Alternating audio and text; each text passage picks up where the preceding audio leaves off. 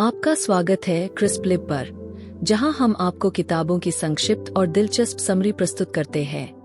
आज हम चर्चा करेंगे द पावर ऑफ हैबिट किताब की, जिसे चार्ल्स डुहिग ने लिखा है।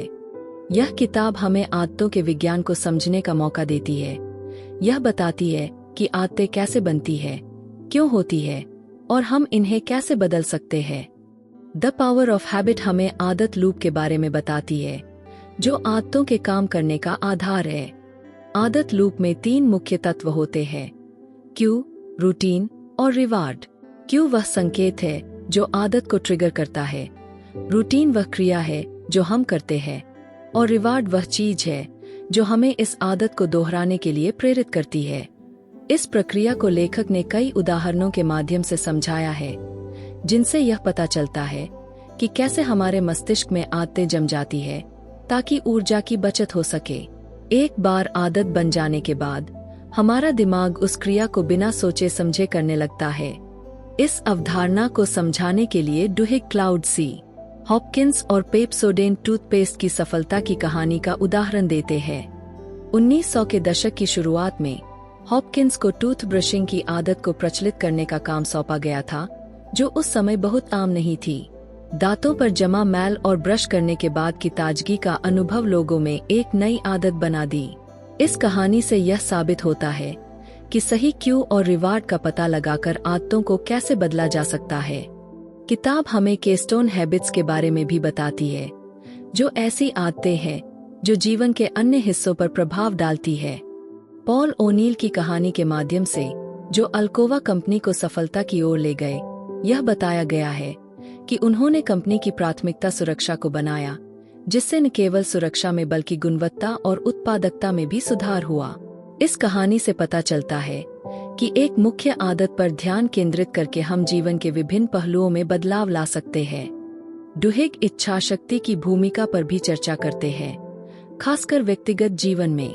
वह बताते हैं कि इच्छाशक्ति को एक मांसपेशी की तरह माना जा सकता है, जिसे अभ्यास और पुनरावृत्ति के माध्यम से मजबूत किया जा सकता है।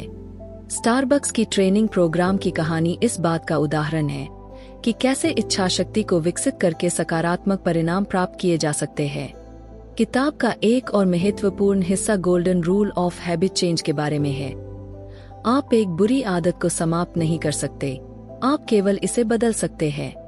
लेखक बताते हैं कि एक आदत को बदलने के लिए आपको क्यू और रिवार्ड को वही रखना होगा, लेकिन रूटीन को बदलना होगा। इस विचार को शराबी एनोनिमस की कहानी से समझाया गया है, जहां शराब पीने की आदत को मीटिंग्स में जाने और समर्थन प्राप्त करने की आदत से बदल दिया गया। यह आदत परिवर्तन की प्रक्रिया किसी भी नकारात्मक व्यवहार को समाप्त करने के लिए महत्वपूर्ण है। व्यक्तिगत आदतों के अलावा द पावर ऑफ हैबिट यह भी बताती है कि आदतें संगठनों और समाजों में कैसे काम करती है। रोजा पार्क्स द्वारा नेतृत्व किए गए मोंटगोमरी बस बॉयकॉट का उदाहरण देकर यह बताया गया है कि सामाजिक आदतें बड़े पैमाने पर बदलाव ला सकती है। इस कहानी से यह साबित होता है कि आदतें न केवल व्यक्तिगत होती है, बल्कि सामूहिक भी होती है, और इन्हें समाज में बदलाव लाने के लिए कैसे उपयोग किया जा सकता है। किताब के अंत में डुहिग यह बताते हैं कि आदतों को समझना और बदलना एक यात्रा है, जो धैर्य, जागरूकता और दृढ़ता की मांग करती है। वह पाठकों को अपने स्वयं के आदत लूप को पहचानने, नई रूटीन के साथ प्रयोग करने और उन संकेतों और रिवार्ड्स को समझने के लिए प्रोत्साहित करते हैं, जो उनके व्यवहार को प्रेरित करते हैं। ऐसा करके हम अपनी आदतों पर नियंत्रण कर सकते हैं और उन्हें हमारे पक्ष में उपयोग कर सकते हैं, चाहे वह एक बुरी आदत को समाप्त करना हो, एक नई आदत बनाना हो, या कोई महत्वपूर्ण व्यक्तिगत या पेशेवर लक्ष्य हासिल करना हो।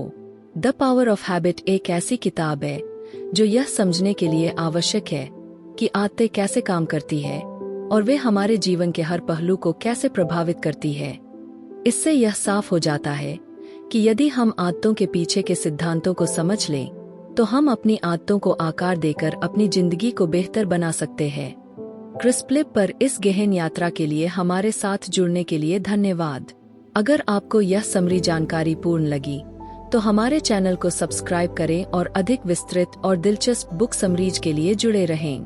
कृपया लाइक करें, कमेंट करें और यह बताए कि आदतों ने आपके जीवन में कैसे असर डाला है। आइए मिलकर आदतों की शक्ति का अनावरण करते हैं एक किताब के माध्यम से।